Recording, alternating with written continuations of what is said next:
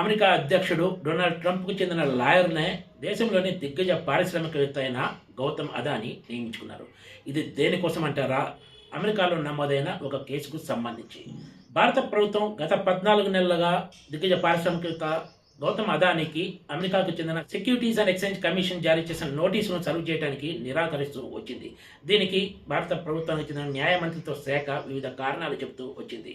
దీంతో US SEC అమెరికాలో కోర్టును అప్రోచ్ అయి ఈమెయిల్ ద్వారా గౌతమ్ అదానీతో పాటు సాగర్ అదానీలకు నోటీసులు పంపించడానికి అనుమతించాల్సిందిగా అభ్యర్థించింది. దీంతో ఈ వ్యవహారం ఎక్కడికో పోయేలా ఉందని గ్రహించిన గౌతమ్ అదానీ, సాగర్ అదానీలు యుఎస్ సెక్యూరిటీస్ ఎక్స్చేంజ్ కమిషన్ నోటీసులు స్వీకరించడానికి అంగీకరించారు. ఈ మేరకు వాళ్ళు తమ లాయర్ల తరపున కోర్టులో అఫిడవిట్ దాఖలు చేసినట్లు తాజాగా వార్తలు వచ్చాయి. అమెరికాలో నమోదైన ఈ కేసులో ఇప్పుడు ఇది కీలక పరిణామంగా మారిందని చెప్పుకోవాలి.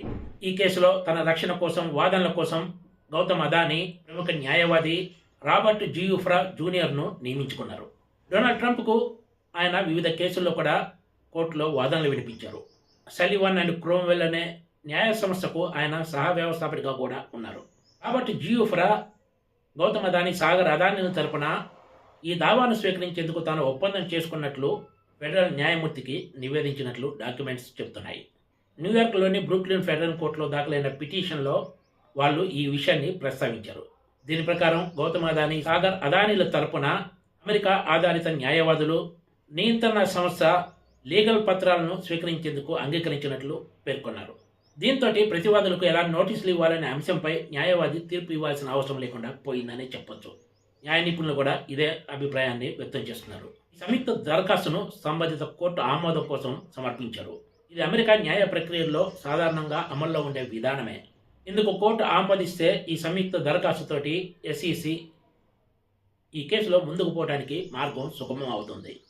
దీంతో అదానీలు తమపై నమోదైన కేసు కొట్టివేయాలని అభ్యర్థించడంతో పాటు తమ రక్షణ వాదనలు వినిపించడానికి 90 రోజుల సమయం చిక్కుతుంది. ఆ తర్వాత ఎస్ఈసి గౌతమ్ అదానీ, సాగర్ అదానీ దాఖలు చేసే పిటిషన్ ఆధారంగా 60 రోజుల్లో తమ ప్రతివాదనలను సమర్పించాల్సి ఉంటుంది. దీనికి అదానీలు మరో 45 రోజుల్లో సమాధానం ఇవ్వాల్సి ఉంటుందని న్యాయ నిపుణులు చెప్తున్నారు.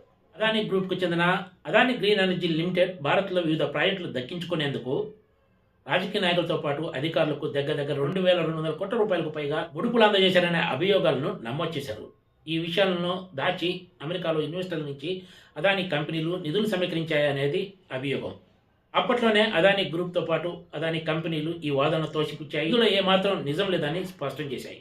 తాజాగా గౌతమ్ అదానీ, సాగర్ అదానీలు ఎస్ఈసి నోటీసులు స్వీకరించడానికి అంగీకరించడంతో రాబోయే రోజుల్లో ఈ కేసు ఎలా ముగుస్తుందనేదే ఇప్పుడు అందరిలో ఆసక్తి రేపుతున్న అంశంగా చెప్పుకోవచ్చు. గౌతమ్ అదానీతో పాటు సాగర్ అదానీలకు నోటీసులు జారీ చేసేందుకు యుఎస్ ఎస్ఈసి కోర్టులో పిటిషన్ దాఖలు చేసిందని వార్తలు వచ్చిన వెంటనే భారతీయ స్టాక్ మార్కెట్లో అదానీ గ్రూప్ కంపెనీల షేర్లు భారీ ఎత్తున కుప్పకూలిన సంగతి తెలిసిందే. ఇప్పుడు వీళ్ళిద్దరూ నోటీసులు స్వీకరించడానికి అంగీకరించడంతో అమెరికాలో ఈ కేసు ఎన్ని మలుపులు తిరుగుతుందనేది ఇప్పుడు ఆసక్తికరంగా మారింది. Please subscribe TGTV.